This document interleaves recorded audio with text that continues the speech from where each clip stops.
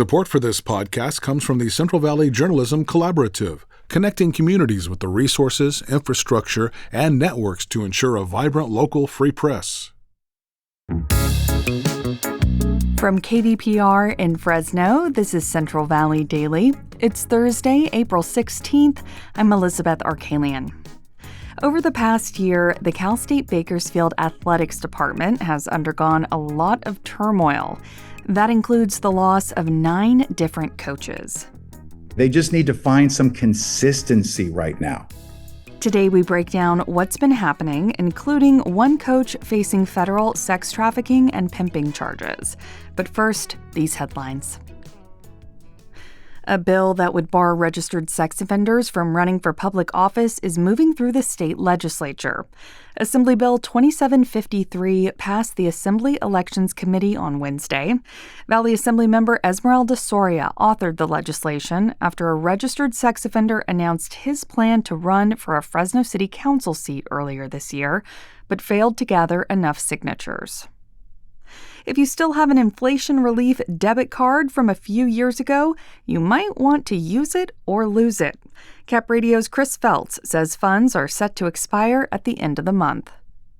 In 2022, California issued $9 billion in direct payments that were sent to nearly 32 million Californians under the middle class tax refund. The payments range from $200 up to $1,000 to help residents deal with an inflation surge and rising gas prices. Almost $5 billion were sent via debit cards, which are now set to expire on April 30th. The Franchise Tax Board says most of the cards were activated, but not all, leaving $400 million yet to be claimed. The board also says less than half of cards show a zero balance. Any unused funds will be returned to the state's general fund. And that was Chris Feltz with Cap Radio reporting. A proposed gravel mine near the San Joaquin River has prompted an environmental group to designate the waterway as one of America's most endangered rivers. The advocacy organization American Rivers warns that the proposed mining project could push the river to the edge of collapse. The company CEMEX has proposed expanding an existing gravel mine along the river by blasting deep underground. American Rivers is urging residents to contact the Fresno County Board of Supervisors to share their concerns. UC Merced's experimental Smart Farm opened several years ago with a mission to integrate technology with agriculture. KVPR's Rachel Livenall got a tour as part of the university's Research Week. The farm sits about a 15-minute drive from campus. It's lined with plots testing everything from cross-pollination in almonds to composting with climate-smart charcoal. Barbara DeSantos is the farm's research coordinator. She says Valley farmers suggest what problems they want solved, like water management. Here is a test where we can perform research and find answers, possible answers to the problems that we're facing in agriculture nowadays. Soon they'll be testing how solar panels can provide shade for peppers in the blazing summer sun. That's in part because farmers are also considering renewable energy. It's getting hot, and farmers may lose their crop for that intense heat. The Smart Farm is also open to students. Some on the tour said they're interested in using it in the future. For KVPR News, I'm Rachel Livenall. A downtown Fresno restaurant says high-speed rail construction is threatening its business. Libe Lula says the closure of nearby Fresno Street has severely impacted foot traffic and sales. Owners say, in addition to the construction, the recent closure of a nearby parking lot has made matters worse. The restaurant's pleading for customers to support its business, or it risks being forced to close. Libe Lula has been operating in downtown Fresno for 4 years. We are in the middle of a literacy crisis. 3 candidates are running for the Fresno County Superintendent of Schools. It's been such a difficult and challenging time, particularly in our community with regard to immigration enforcement. I am also looking to be elected, not appointed to this position. Listen to the Maddie Institute's Candidate Forum tonight at 7 on KVPR, or watch the live stream anytime at kvpr.org/forum. And now to our main story. CSU Bakersfield announced this week the head coach of the women's basketball team, Ari Weideman, is resigning. While it's not unusual for a college coach to leave, she is the 9th coach at the university to leave or be fired within the span of about a year. The bewildering course of events at CSU Bakersfield has ranged from allegations of sexual abuse by an athlete to federal pimping charges for an assistant coach. News of Weideman's departure came just hours after we spoke with Mike Hart, a senior reporter at the Bakersfield ABC affiliate, KERO, which has been closely following these developments over the last year. I spoke to Hart and started by asking him to explain how all of this started in March of 2025. It was Violet Salazar, while she was a player for the program, she had accused, I think it was the assistant coach, James Davenport, of inappropriate touching and sexual assault.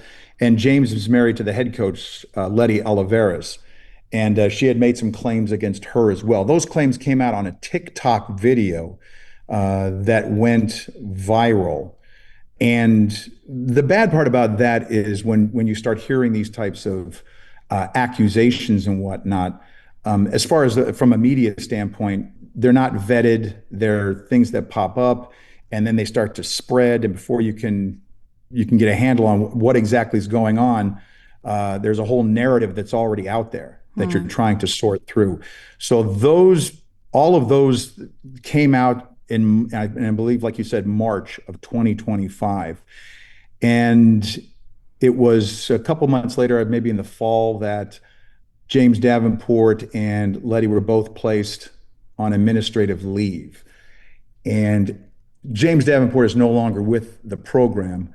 And I believe Letty is still listed as the head coach of the softball team, if you look at it as far as on the website. But this is where it kind of started, was this March 2025, when that came out. And then since that time, it ballooned, and the branches of this story have just gone out, and I don't even want to say collided, it just absorbed so many other facets. Your newsroom estimates that at least 8 coaches at the university have either been placed on leave, left voluntarily, or been fired since March of 2025, which is what you're indicating. One of the most noteworthy departures was that of the assistant men's basketball coach, Kevin Mays. Tell listeners what Mays is being accused of. Well, Kevin Mays was, first of all, Kevin Mays was a standout player for the Roadrunners during his time playing basketball. And then I think he was hoping to get a career in the European leagues, and it didn't pan out. So he came back and he tried to get on as an assistant coach or something. And then he was eventually hired as an assistant coach for the program there. And it was in August of 2025 that word came out. We got a press release to the station that Mays had been arrested on multiple felonies, including sex trafficking, possession of child pornography, and allegations of pimping and pandering.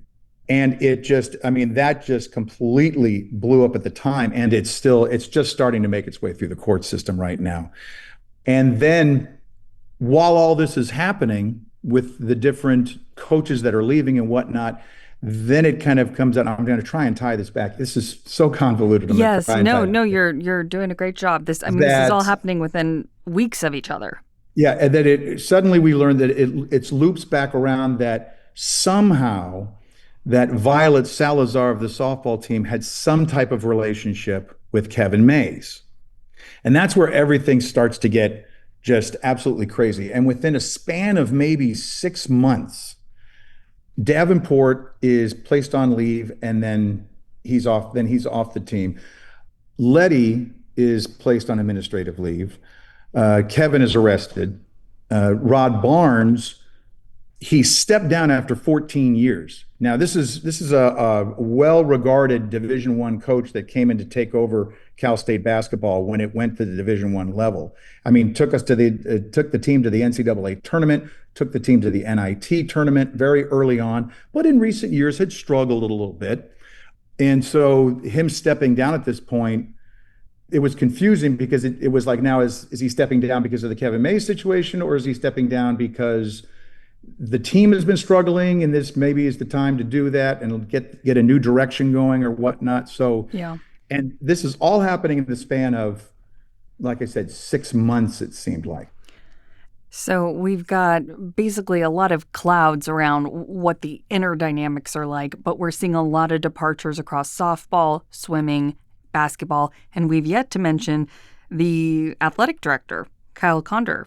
Was his departure connected at all to the assistant basketball coach, Kevin Mays' departure? Because those happen very closely.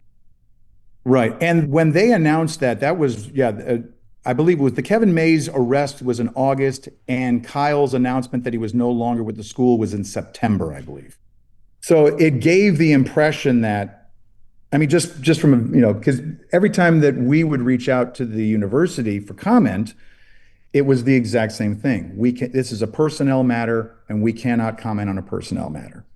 I mean, not even just to give us like a general explanation of sort of like maybe even the procedures that what happened, in that thing. Well, so-and-so came in, this was discussed, we decided to go in this direction, and that was that. It was always, we cannot comment on a personnel matter. That was just kind of odd that it was like that. And what about the students? How have they factored into all of this, other than this particular student that we've mentioned on the softball team? Any other students sort of implicated in some of these alleged crimes or negatively impacted in the athletics department by this huge shakeup? Not directly, as far as we can tell. I mean, as far as Violet Salazar, she had transferred not long after the TikTok video came out. She had transferred to another school, so she was out. But from what we understand, I cannot think of another student, high profile, that left as a result of everything that's been going on. It's just been a stream of sort of new faces coming in to school right now. Do you think recruitment will be an issue for the department moving forward, the CSU Bakersfield Athletics Department, if it's got really probably a negative reputation at this point, preceding sports leadership at that campus? I think it'll be a challenge. I mean, just because of Google, players and athletes able to Google programs and find out what's going on. And maybe it will be difficult right off the bat, but nothing breeds a strong, loyal following like winning. And if they can find some success immediately and word starts to get around about the new atmosphere and the new culture on campus within the athletics department, I mean, that's the biggest thing. They just need to find some consistency right now.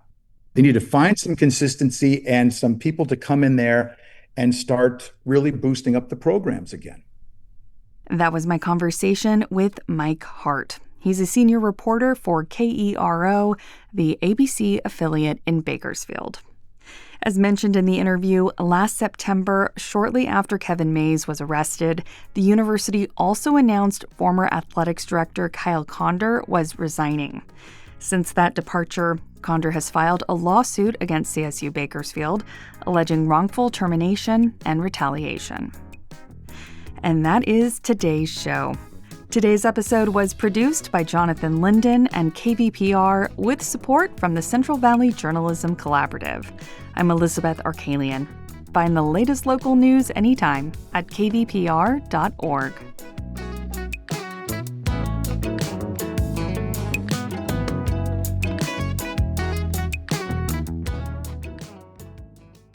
Every day on Up First, NPR's Golden Globe-nominated morning news podcast, we bring you 3 essential stories. At the heart of each story are questions. What really happened? What really mattered? What happens next?